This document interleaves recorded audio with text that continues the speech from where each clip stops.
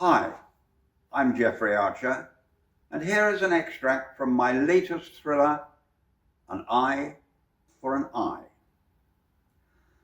Miles Faulkner placed his coffee cup on the counter before glancing at the calendar on the wall. 18 more days of his sentence to complete before he would finally be released, having served 3 years at Her Majesty's pleasure for attempting to steal the crown jewels and finally bring down William Warwick.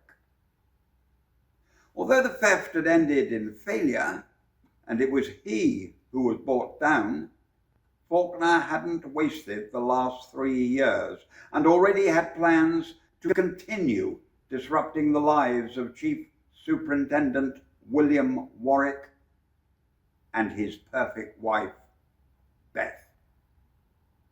If they imagined, even for a moment, that Miles had learnt his lesson and was a transformed character, they could think again. In his case, time wasn't a healer. There was a tap on the library door. Miles walked slowly across and opened it to find Prison Officer Simpson standing out in the cold. "Good morning, Mr. Faulkner," he said, handing over a copy of the Financial Times to the chief librarian. "Good morning, Bill," responded Miles.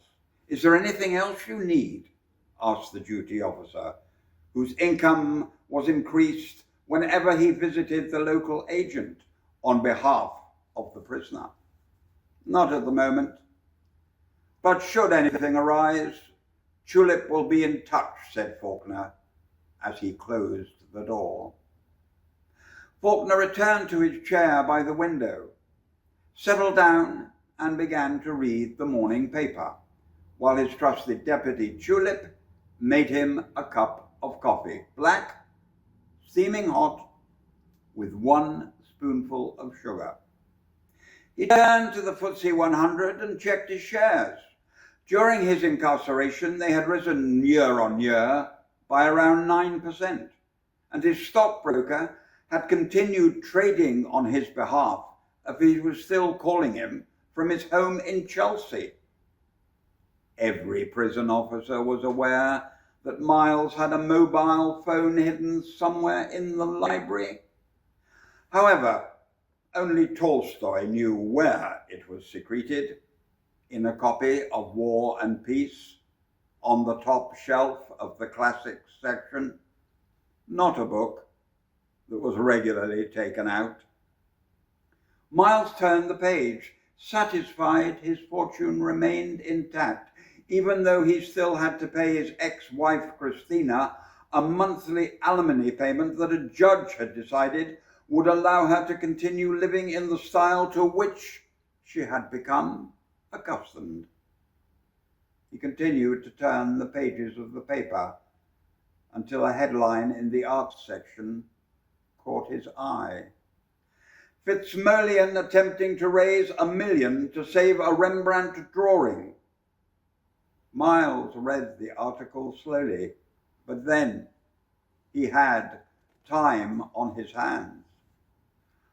A third reading of an interview with the museum's director, Dr. Beth Warwick, confirmed that Rembrandt's Jacob wrestling with the angel, a rare preparatory drawing by the Dutch master, could be acquired by the gallery, if only they could raise £1 million under the government's new inheritance tax incentive scheme, but only then if the full amount was raised by the end of June.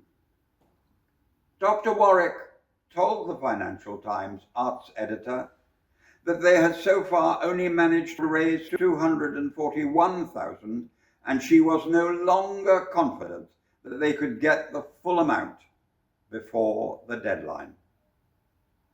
Should they fail to do so, Dr. Warwick was in no doubt the masterpiece would sell for a far larger sum when it came on the open market. An idea began to form in Miles's mind.